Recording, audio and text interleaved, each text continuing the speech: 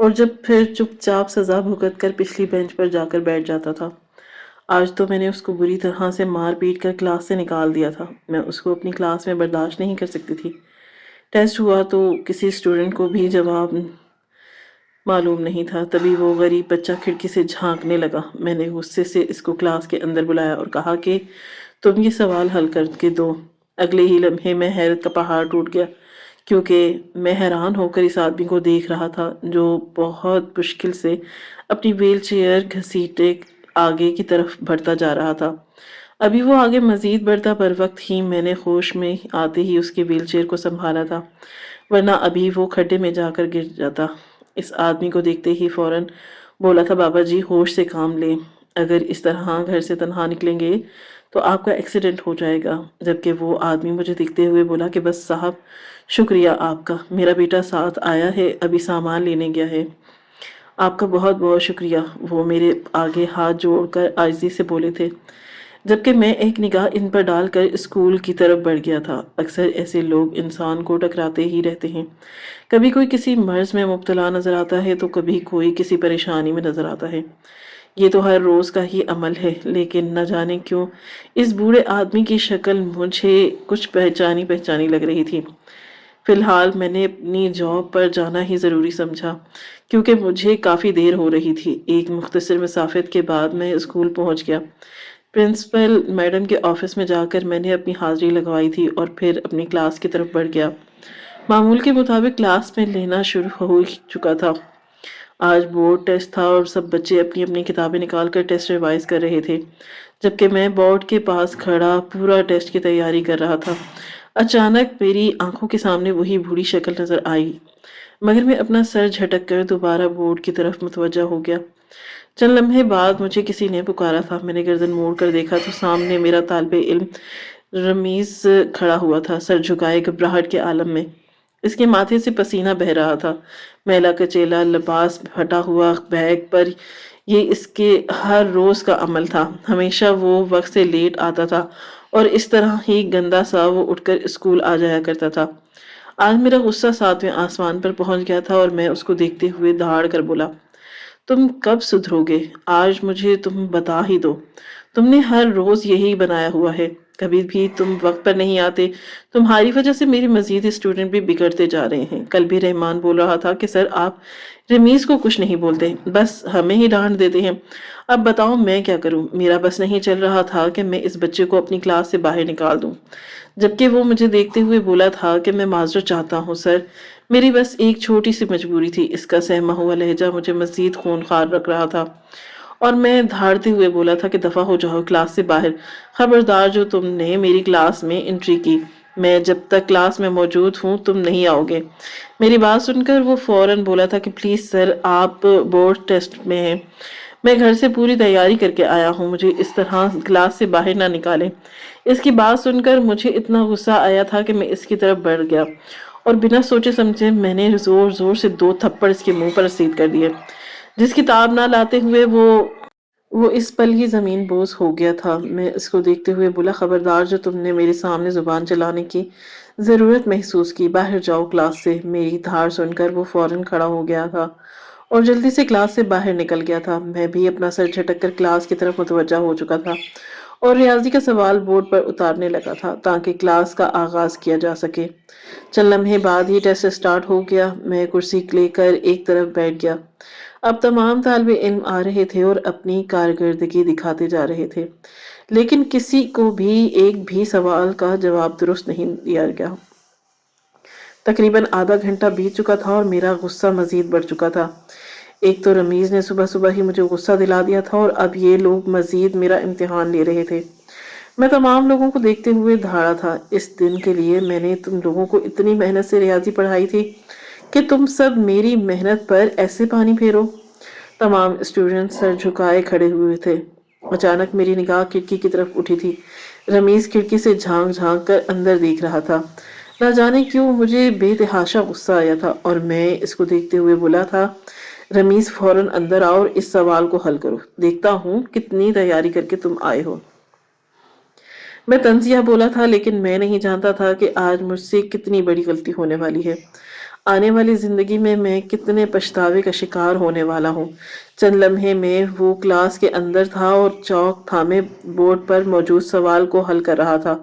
تمام بچوں کی نگاہ میں رمیز پر ہی تھی، جو دھیرے دھیرے ریاضی کا وہ پورا سوال حل کر گیا۔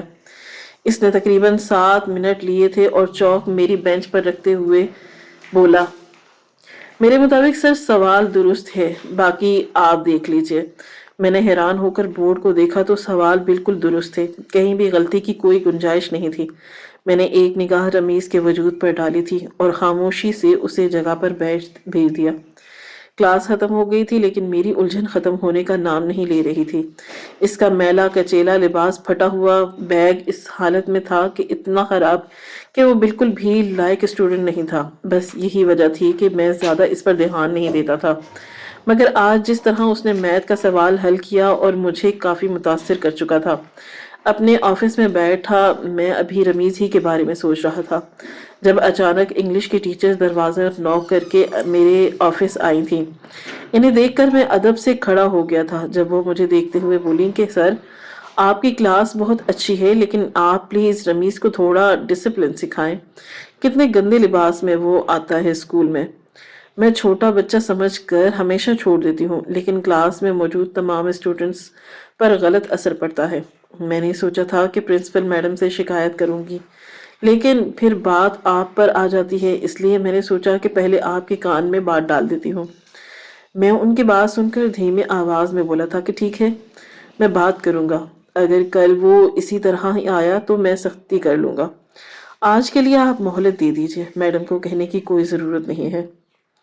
میں اپنے اسٹوڈنٹس کو لے کر حد سے زیادہ جذباتی تھا، سب سے میں بہت زیادہ پیار کرتا تھا، ہر بچے کو اپنے سینے سے لگا کر رکھتا تھا۔ یہی وجہ تھی کہ رمیز میں بھی مجھے بہت عزیز تھا۔ بریک کے بعد میں نے رمیز کو اپنے آفس میں بلایا۔ تقریباً 10 منٹ بعد وہ میرے آفس میں سر جھکائے کھڑا ہوا تھا۔ میں نے اس کو بغور سے جائزہ لیا تھا۔ وہ تقریباً 12-13 سال کا ایک معصوم بچہ تھا۔ پھٹا ہوا لباس پہنے وہ بہت عجیب لگتا تھا، لیکن اس کی شکل و صورت نہایت معصوم تھی۔ چالاکی کے چہرے پر کہیں شیبہ بھی نہیں آتا تھا۔ اس کو دیکھتے ہوئے بولا تھا کہ آج تمہاری شکایت آئی ہے میرے پاس۔ مس کشمالا کا کہنا ہے کہ تم بہت ہی گندے لباس میں آتے ہو۔ دوسری کلاس کی ٹیچرز ہماری کلاس کے لیے برائی کریں گی، وہ بھی صرف اور صرف تمہاری وجہ سے۔ اب تم خود اپنی سزا تجویز کر لو، میں تمہیں کیا دوں، ورنہ میرا تو بس نہیں چل رہا، تمہیں اس اسکول سے ہی نکلوا دوں۔ میں تھوڑا سخت لہجے میں بولا تھا تاکہ وہ ڈر جائے، مگر اچانک وہ میرے قدموں میں بیٹھ گیا اور میرے پاؤں پکڑتے ہوئے بولا تھا کہ پلیز سر، ایسے مت کریں، میں آپ سے معافی مانگنا چاہتا ہوں، کل سے میں اپنا یونیفارم صاف کر کے لاؤں گا، پلیز سر میرا ایڈمیشن کینسل مت کروانا۔ وہ روتے ہوئے بس ایک ہی بات گردان کیے جا رہا تھا۔ میں نے حیران ہو کر رمیز کے تاثرات دیکھے تھے۔ وہ چند لمحے میں بالکل شوق میں چلا گیا تھا۔ فی الحال میں نے رمیز کو جانے کا اشارہ کر دیا، لیکن اب مجھے اس کی حد سے زیادہ ٹینشن ہونے لگی تھی۔ صبح روز دیر سے آنا کوئی اچھی علامت نہیں تھی۔ میں نے اب سوچ لیا تھا کہ میں رمیز کے گھر والوں سے ضروری ملاقات کروں گا تاکہ جان سکوں کہ اس کے ساتھ پرابلم کیا ہے، آخر اس سے ہوا کیا ہے۔ میں نے حاضری رجسٹر نکالا اور تمام اسٹوڈنٹس کے نمبر اسی میں موجود تھے۔ میں نے رمیز کے ابو کا نمبر ڈائل کیا، اپنے موبائل میں فی الحال سیو کر لیا تھا۔ ابھی کلاس کا وقت ہو چکا تھا، اس پہر میں ان سے بات نہیں کر سکتا تھا۔ میں نے یہی سوچا تھا کہ کل گھر جا کر بات کروں گا، تفصیل سے ان سے بات ہوگی اور ان کو ان کے بیٹے کی تمام کارکردگیوں کے بارے میں بتاؤں گا۔ فی الحال میں اپنے کاموں میں مگن ہو گیا تھا۔ پورا دن معمول کے مطابق گزرا تھا۔ رات 10 بجے کے قریب جب میں بستر پر لیٹا تو مجھے اچانک رمیز کا خیال آیا۔ میں نے کچھ سوچ سمجھ کر فون نکالا تھا اور اس کے گھر پر نمبر ڈائل کر دیا۔ پہلی بیل، دوسری بیل، تیسری بیل، بیل کے بعد بھی کسی نے فون نہیں اٹھایا۔ میں حیران ہوا کہ رات کی 10 بجے بھی بھلا کوئی کون سو سکتا ہے؟ اگر 10 بجے بھی ہوں گے تو لوگ سو بھی رہے تھے تو رمیز صبح کیوں دیر سے آتا تھا؟ ایک اور سوال میرے دماغ میں گردش کرنے لگا۔ اس بچے نے میری راتوں کی نیند چرا لی تھی۔ کیا اسٹوڈنٹ ایسے بھی ہوتے ہیں؟ یہ سوچ آتے ہی میں مزید ہلکان ہو گیا تھا۔ رمیز کو دیکھ نہ جانے کیوں مجھے کچھ عجیب سی بے چینی ہونے لگی تھی۔ ایسا لگتا تھا کہ جیسے میں اس کو بہت گہرائی سے جانتا ہوں، اس کے بارے میں مجھے ہر چیز تفصیل سے معلوم ہے، لیکن جب میں اس بچے کو کھنگالا تو اس میں کچھ بھی ایسا نہیں تھا جو مجھے معلوم ہو۔ کافی دیر تک میں اسی نمبر کو ڈائل کرتا رہا، لیکن جواب موصول نہیں ہوا۔ فی الحال میں نے موبائل فون رکھ دیا تھا کیونکہ کمرے میں میری بیوی بھی آ گئی تھی، وہ بھی مجھے دیکھ کر پریشان ہو رہی تھی، اس لیے میں نے زیادہ خود کو ہلکان نہیں کیا اور آنکھیں موند کر لیٹ گیا۔ رات قطرہ قطرہ کر کے پگھلتی جا رہی تھی۔ اگلی صبح کا سورج پوری آب و تاب سے چمکا تھا۔ میری آنکھ صبح 7 بجے کے قریب کھل گئی۔ ناشتے کی میز سج گئی تھی۔ میں نے جلدی سے شاور لیا اور فوراً ہی بال وغیرہ ترتیب دے کر باہر آ گیا۔ میری بیوی ڈائننگ ٹیبل پر ہی بیٹھی میرا انتظار کر رہی تھی۔ میرے ساتھ ناشتہ کرتے ہوئے اچانک وہ کسی خیال کے تحت بولی تھی، شاید کتنا اچھا ہوتا ہماری بھی اولاد ہوتی، ہم بھی اس کو اسکول چھوڑنے جاتے، ہمارے ساتھ وہ ناشتہ کرتا۔ وہ بہت ہی بے بسی سے بولی تھی، آنکھوں میں آنسو، چہرے میں اداسی۔ میں جانتا ہوں میری بیوی اولاد کے لیے کتنا ترستی ہے۔ وہ مزید بولی تھی کہ مجھے بہت امید ہے کہ رب تعالیٰ ایک نہ ایک دن میری جھولی ضرور بھریں گے۔ اس کی بات سن کر میں خاموش ہو گیا تھا۔ بھلا میں اسے کیا دلاسا دیتا؟ میری شادی کو پورے 10 سال کا عرصہ بیت چکا تھا، لیکن اس دوران میں بے اولاد ہی رہا۔ میں نے کبھی بھی اپنی بیوی کو اولاد کا طعنہ نہیں دیا تھا، تو مجھے اولاد نہیں دے سکتی کیونکہ اس میں اس بیچاری کا کوئی غلطی نہیں تھی۔ اولاد تو مرد کا نصیب ہوتی ہے اور دولت بیوی کا، جو مجھے مل رہی تھی، اس لیے میں چپ رہا۔ مناسب سمجھتا ہی تھا کہ میں چپ رہوں۔ میں اس کو دیکھتے ہوئے بولا تھا کہ زیادہ مایوس نہ ہوا کرو، اوپر والا ایک نہ ایک روز ہماری ضرور سنے گا۔ تم اپنا خیال رکھنا اور زیادہ سوچ کر خود کو ہلکان مت کرو۔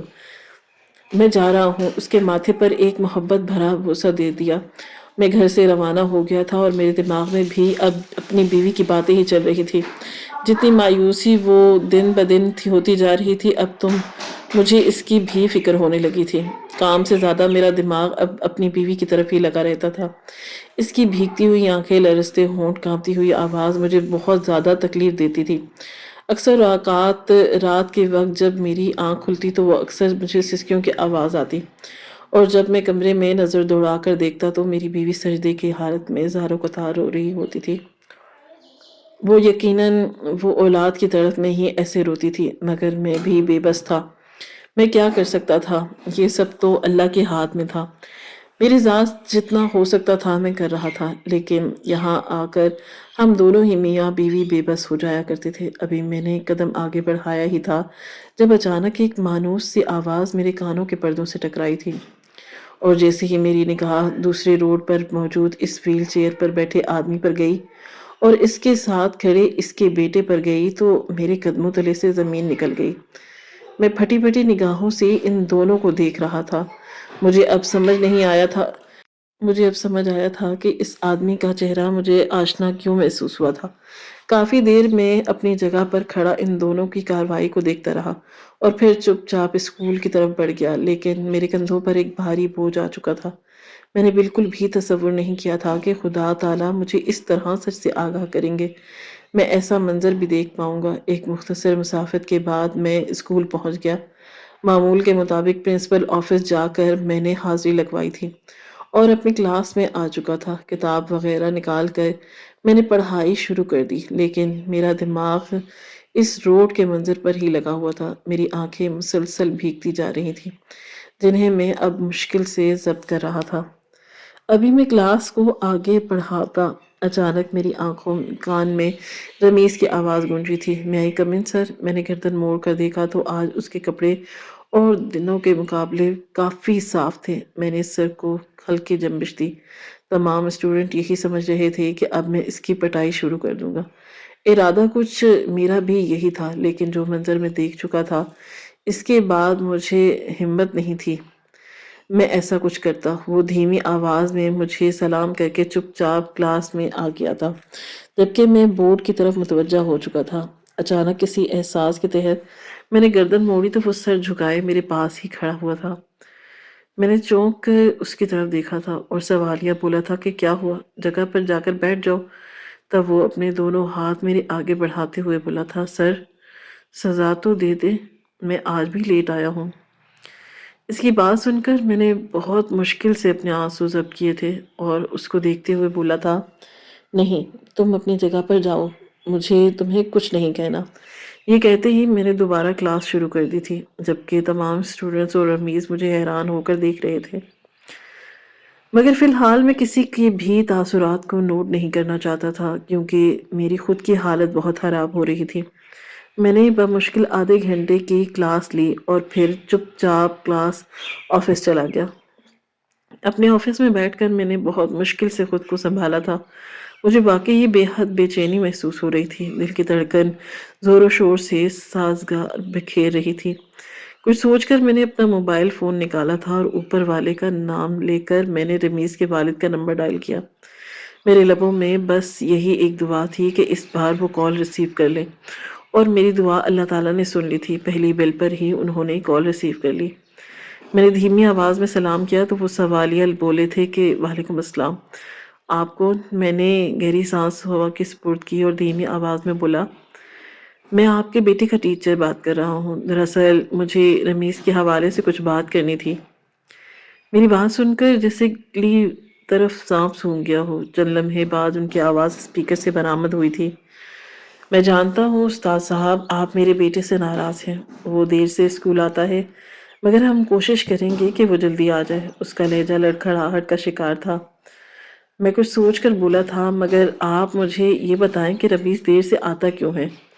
اس کے پیچھے کوئی وجہ تو ہوگی، اوپر سے کپڑے اتنے میلے کچیلے ہوتے ہیں کہ کلاس میں بٹھانے کا دل بھی نہیں چاہتا۔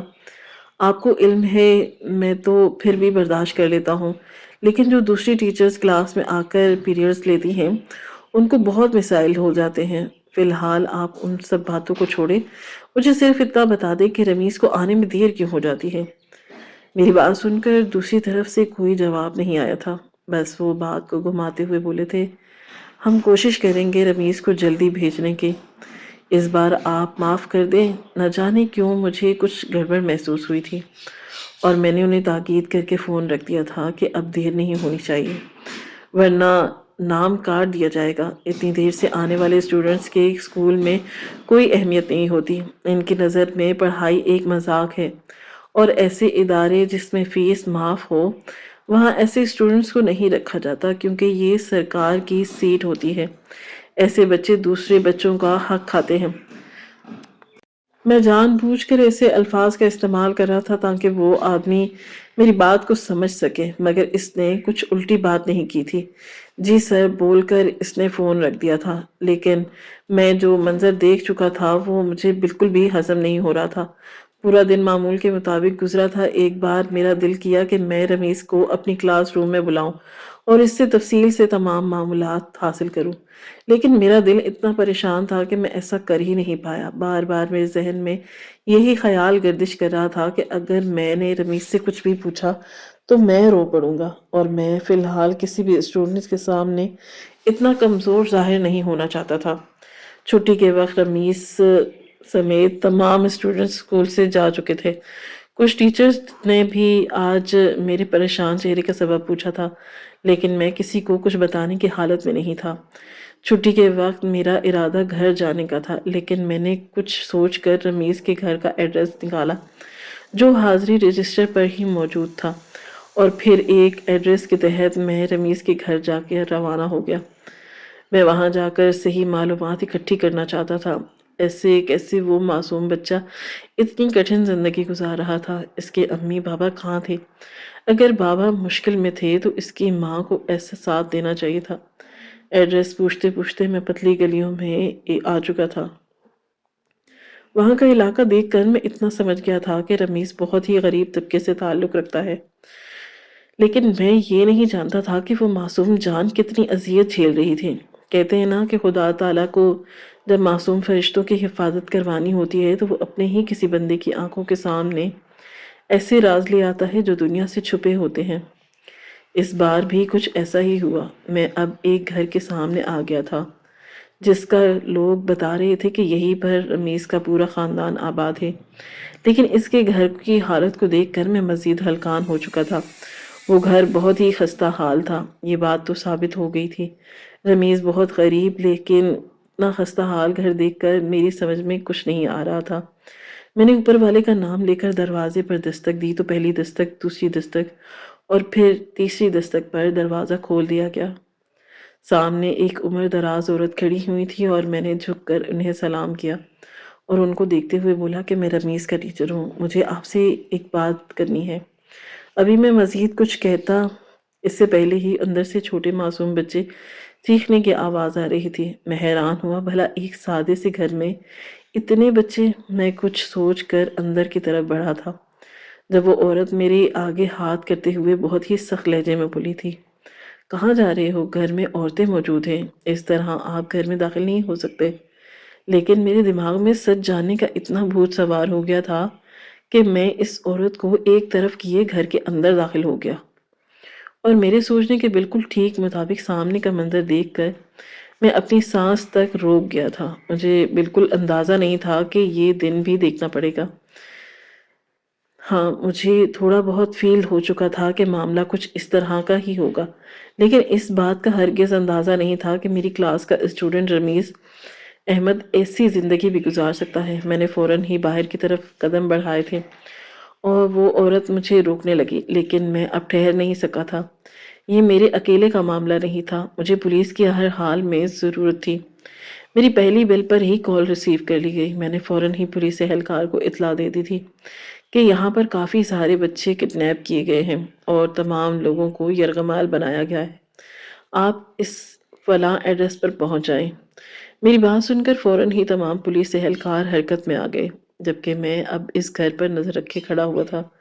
دراصل اس دن میں نے دیکھا تھا کہ رمیز ایک آدمی کے ساتھ کھڑا بھیک مانگ رہا تھا، لوگوں کے آگے ہاتھ پھیلائے منتیں کر رہا تھا، اسے بھیک کے پیسے دیے جائیں گے، اور میں حیران ہوا تھا تعلیم حاصل کرنے والا ایک معصوم بچہ اس طرح بھیک کیوں مانگ رہا تھا؟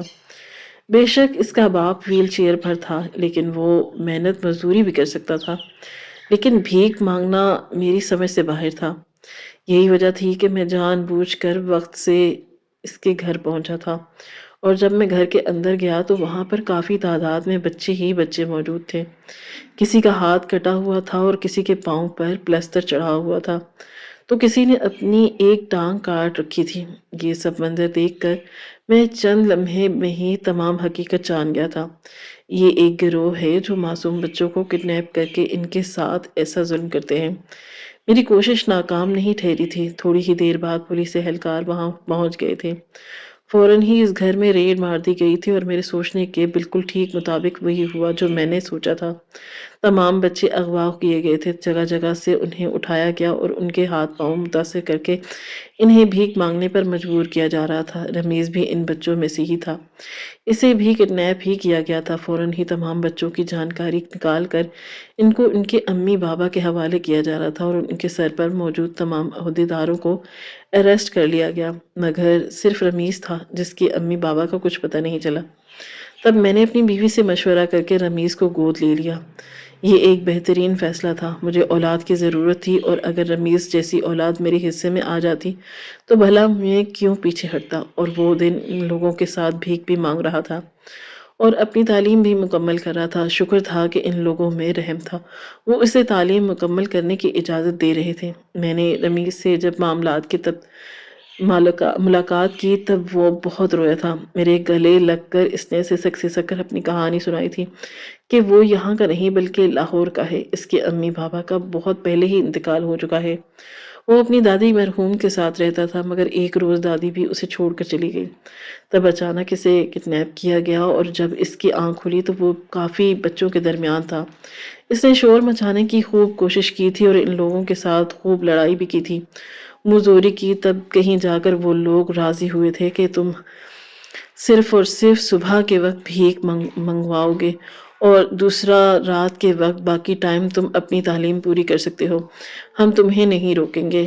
اسی وجہ سے وہ اتنی گندی حالت میں اسکول آتا تھا۔ اس کی تمام داستان سن کر میری بیوی سکی سے رو گئی، اور میں نے بھی رمیز کو اپنے سینے سے لگا کر خوب پیار کیا تھا اور اس کو سمجھایا تھا کہ زندگی میں چڑھاؤ ضرور ہوتے ہیں۔ زندگی انسان کو بعض اوقات بہت سے ایسے دور سے گزارتی ہے جو ہمیں نہیں معلوم ہوتے۔ جب ہمیں محسوس ہوتا ہے کہ ہم ہمارے ساتھ میں کچھ نہیں رہا، تب اسی وقت سے زندگی کا ایک بار پھر آغاز ہوتا ہے۔ جو لوگ گر کے دوبارہ اٹھتے ہیں، اللہ تعالیٰ بھی ان کی مدد فرماتا ہے۔ اور دن تھا، اور آج کا دن تھا، رمیز پیچھے نہیں ہٹا۔ اس نے اپنی تعلیم اتنی محنت کی تھی کہ وہ اب آگے بڑھتا ہی جا رہا تھا۔ پورے اسکول کو معلوم ہو گیا تھا کہ میں نے رمیز کو گود لے لیا ہے، اور اس کی کارکردگی کو دیکھ کر اب سب ہی اس سے متاثر رہتے تھے، اور وہ سب سے لاسٹ بینچ پر بیٹھا تھا۔ اب پورے اعتماد کے ساتھ فرسٹ بینچ پر آ کر بیٹھ گیا تھا۔ میری بیوی بھی بہت خوش تھی۔ اسے اولاد کی بے حد کمی محسوس ہوتی تھی، اور اب اس کی کمی پوری ہو گئی تھی۔ وقت گزرتا جا رہا تھا، اور ٹھیک 3 مہینے بعد اللہ تعالیٰ نے میری بیوی کو حاملہ کر دیا۔ یہ بھی ایک انعام تھا، شاید میں نے نیکی کی تھی اور اس نیکی کا بدلہ مجھے اس طرح ملا تھا۔ میں حقیقی باپ بھی بن گیا تھا، اور پھر 9 ماہ بعد اوپر والے نے مجھے ایک پھول سے بیٹے سے نوازا تھا، جسے پا کر میں بہت خوشیاں منائی تھی۔ بے شک اللہ دینے والے پر آسمان پھاڑ کر دیتے ہیں، اور جب آزمائش لینے پر آئے تو 8 آنسو رلا دیتے ہیں۔ بے شک میرا رب بہت کریم ہے، اس کے گھر دیر ہے اندھیر نہیں۔ کبھی بھی کسی بھی طالب علم یا پھر استاد کو دیکھ کر رائے نہیں دینی چاہیے کہ یہ انسان ایسا ہے اور اس کے کرتوت ایسے ہیں، کیونکہ اگلے کو نہیں معلوم ہوتا کہ وہ شخص کس اذیت سے گزر رہا ہے۔ میں نے زندگی میں محض ایک ہی سبق حاصل کیا ہے کہ آنکھوں دیکھے پر یقین نہیں رکھنا چاہیے۔ حقیقت کا ہمیشہ دوسرا پہلو ضرور ہوتا ہے، اس پر بھی دھیان دینا چاہیے۔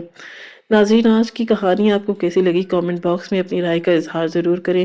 خواہش صرف اتنی ہے کہ کچھ الفاظ لکھوں جس سے کوئی گمراہی کے راستے پر جاتے جاتے رک جائے، اور نہ بھی رکے تو ضرور سوچ میں ضرور پڑ جائے۔